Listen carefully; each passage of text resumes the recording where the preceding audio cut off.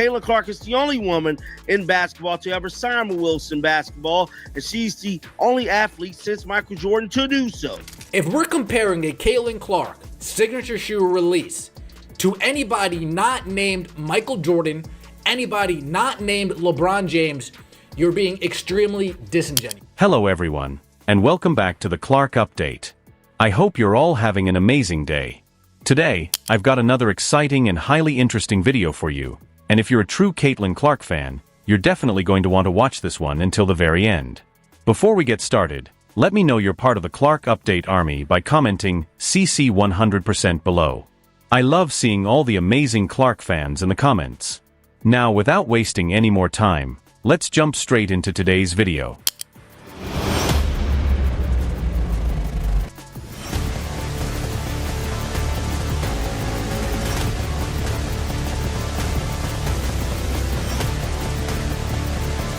You won't believe what just dropped, basketball fans, and how it's going to totally upend Nike's billion-dollar enterprise. Executives at Nike headquarters are genuinely sweating bullets over this tectonic upheaval. With a valuation of more than $200 billion, you are currently the largest sports brand in the world. And you've just signed what everyone is referring to as the women's basketball equivalent of Michael Jordan. With Caitlin Clark signed to an 8-year, $28 million contract, you are essentially robbing her of her true value. You're sitting there looking like you have the key to printing money for the next 10 years. However, Wilson of all companies, just released an ad that is so flawless and emotionally compelling that it is causing the whole Nike marketing team to reevaluate their own decisions. When you strip away the noise and the bright lights, it's just the game you loved as a kid. Chant of defense by the Sparks fans. Here's the worst part. Instead of using shoes, they used basketballs. However, the impact is going to alter everything. Allow us to illustrate Nike's current dire situation. Nike has completely collapsed during the past few years. We are discussing a business whose value has decreased by more than $100 billion since 2021. The situation became so dire that individuals were actually demanding the dismissal of their CEO. And you know what? He was forced to resign. Nike was drowning in their own errors, while Adidas was prospering despite dissolving their Yeezy alliance. Nike's third-quarter revenue is predicted to drop by 11.5% to $11 billion. It would be the worst reduction since Nike's 38% drop during the pandemic in the fourth quarter of fiscal 2020, according to statistics gathered by LSG. Nike started an ambitious comeback under Hill. However, according to Morningstar analyst David Schwartz, the sportswear giant won't be able to boost sales with only one or two stylish new looks. It must develop a brand new franchise, such as a line of goods that generate billions of dollars in sales. Schwartz stated that it requires years. However, Caitlin Clark, the generational talent who appears perhaps once in 10 years, was their savior.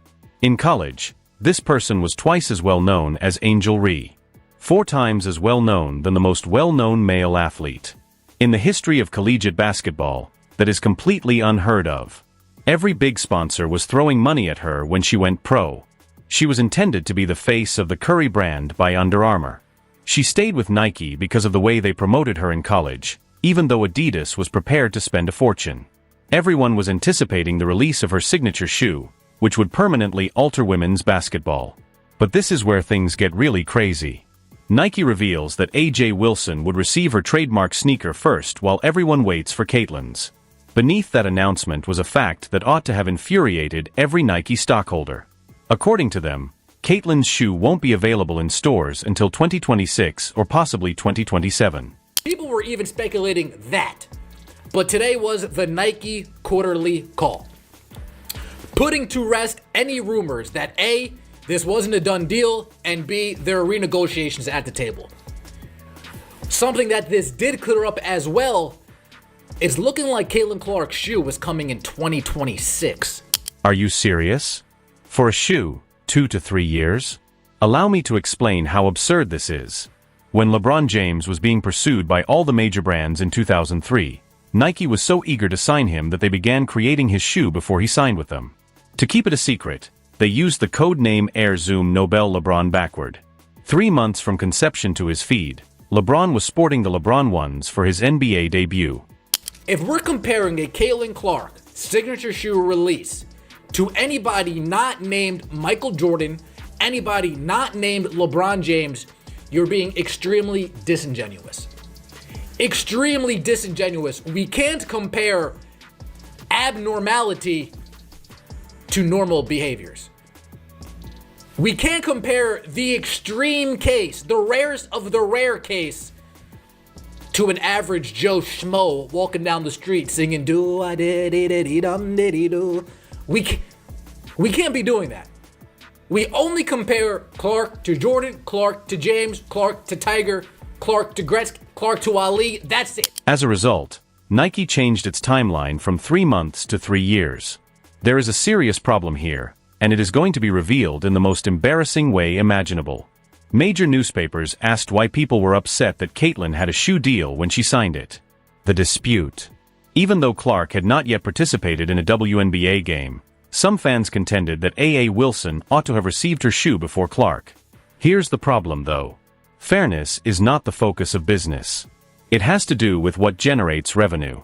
Tim Duncan was outsold by Allen Iverson in them. Shoes, even though Duncan is a superior player. Nike tried Tim Duncan's shoes twice, but both times they were cancelled due to low sales. And you know what?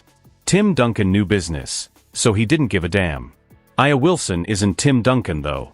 Nike is actively promoting her by using her in advertisements and billboards. This is the point at which it becomes extremely uncomfortable. She has made several dubious remarks regarding the privilege of white players. When talking about Paige Buchers, she stated that the player's success was influenced by her luxury, adding that her basketball prowess was practically an afterthought. Black women, Paige reminds me a lot of you. Like, you say you're not really about me, and she knows how her privilege has gotten her to that point, and also, like, she's good at basketball, obviously.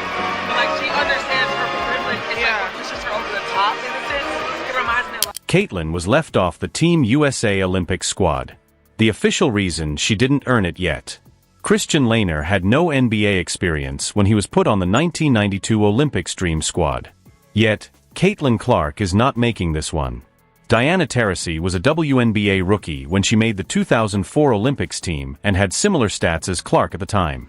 Yet, 20 years later, Caitlin Clark is not good enough. But then, she proceeded to dominate as a rookie. First team All-WNBA, leading all rookies in numerous categories, fourth in MVP voting, and single-handedly altering WNBA viewing hurt. Games averaged over 1 million views, while ordinary WNBA games garner 300,000. A ticket to her first playoff game cost more than every other WNBA playoff game combined. The Washington Mystics had to shift to the Wizards arena merely to accommodate the masses coming to see her. She set WNBA attendance records everywhere she played. Even Team USA later realized leaving her off the roster was a mistake. However, Nike is still holding back because they are too afraid to release their most marketable athlete. Everything changed after Wilson released their commercial. This isn't your typical advertisement. Nike's subsequent efforts seem amateurish in comparison to this masterwork of emotional storytelling. That lovely message opens the commercial. It's just the game you loved as a child when the bright lights and sounds are removed. Boom. Directly in the fields. Wilson enters the picture and perfectly encapsulates the reason we initially fell in love with basketball, but Nike is crippled by politics and scared to properly market their biggest star. Feet on the hardwood, basketball in hand, guiding you, inspiring you, working on the player you dream to be, because the ball will always bring you back to your favorite place, the commercial goes on. Composed, concentrated, and self-assured. This marketing is brilliant. They're not attempting to negotiate cultural politics or sell shoes. Dreams, nostalgia, and an unadulterated passion for the game are what they are marketing. Nike's player, Caitlin Clark, is the embodiment of this ideal message. Afraid to provide a proper promotion. Here's why this is so disastrous for Nike though. Caitlin Clark became the first female basketball player to sign with Wilson. And she is the only athlete to have this kind of collaboration with them since Michael Jordan. Take a moment to consider that. She is being included in the same discussion as MJ. Nike's marketing team will be plagued by the catchphrase Caitlin, always basketball for years to come. Wilson just positioned themselves as the genuine basketball brand that prioritizes the game over anything else, while Nike is sitting on their hands worrying about social media reaction. Additionally, the basketballs themselves are messages rather than merely goods. For months, Wilson's crew studied every aspect of Caitlyn, including her interests, favorite color, and what she would be like if she weren't a basketball star. They even kept an eye on her dress choices and social media accounts. She's being treated like a superstar by them. Nike, meanwhile, views her as a political liability. According to Wilson's senior director of global production, Christopher Rickert, the team started with 50 design concepts and reduced them. The color wasn't always correct. The pattern didn't always work. Sometimes an idea that seemed fantastic on paper didn't quite work out in practice. The response to the commercial, which debuted alongside a brand new range of basketballs scheduled for distribution on June 23rd, has been overwhelming. Basketball fans are praising Wilson for concentrating on the game rather than getting sucked into cultural politics, calling it the best basketball advertisement in years. From the sounds of this interview, it seems like she's probably going to make more money overseas in EuroLeague than she did during this WNBA season. The commissioner told her that she could make $700,000 playing in the WNBA. In the meantime, Nike's silence on their biggest star in women's basketball is getting louder every day. They're watching Wilson work with their athlete to create the ideal marketing campaign, telling a tale with basketballs that they're too afraid to tell with shoes. This is the result of making business decisions based on fear rather than skill and marketability. Caitlyn Clark got a $28 million, 8-year contract with Nike. For someone who has already demonstrated her ability to make a difference like no other women's basketball player in history, this is an incredible deal. However, they are allowing a basketball company to have their lunch because they are so paralyzed by the possible repercussions. The irony is heartbreaking. Athletes who went beyond sports were the foundation of Nike's empire. LeBron James, Tiger Woods, and Michael Jordan. They were more than just outstanding athletes. They were cultural phenomenon that altered our perception of sports marketing. It's the same fabric that makes up Caitlyn Clark. However, Nike is too preoccupied with internal politics to see the potential. Wilson, however, sees exactly what they have while they are seated on Wilson. With Caitlyn Clark, they do more than simply play hoops. They are making a message about being genuine, prioritizing the game, and appreciating excellence regardless of Twitter's opinion. This is the most terrifying aspect for Nike. This advertisement is flawless marketing, not simply good marketing. Without being mired in controversy, it encapsulates everything that makes Caitlyn Clark unique. It honors her passion for the game, her genuineness, and her capacity to motivate the upcoming generation of players. The worth of the production is amazing. You don't consider politics or controversy when you watch this commercial, since the message is universal and the emotional impact is indisputable. You consider the reasons for your passion for basketball. That's the power of effective marketing, and Nike ought to have done just that with their biggest star in women's basketball. Rather, they are watching from the sidelines while Wilson demonstrates the process. Both basketball fans and marketing professionals have complimented the commercial, which has been viewed millions of times and shared on all social media platforms. Wilson just demonstrated that everything else falls into place when you concentrate on the proper things: skill, sincerity, and passion for the game. This is a game changer because it reveals Nike's tactics to be cowardly. They are willing to squander the greatest opportunity in women's basketball history because they are so terrified of upsetting some people. Wilson, in the meantime, is cultivating a connection with a generational talent that may yield benefits for many years to come. The entire basketball community is observing and taking notes. Other companies will take over and teach Nike how to properly market their own athletes if they don't. Wilson's first shot was a perfect bullseye. Wilson is busy creating history while Nike is busy with politics, so they better get up quickly. You either step up or get stepped on in business, just as in basketball.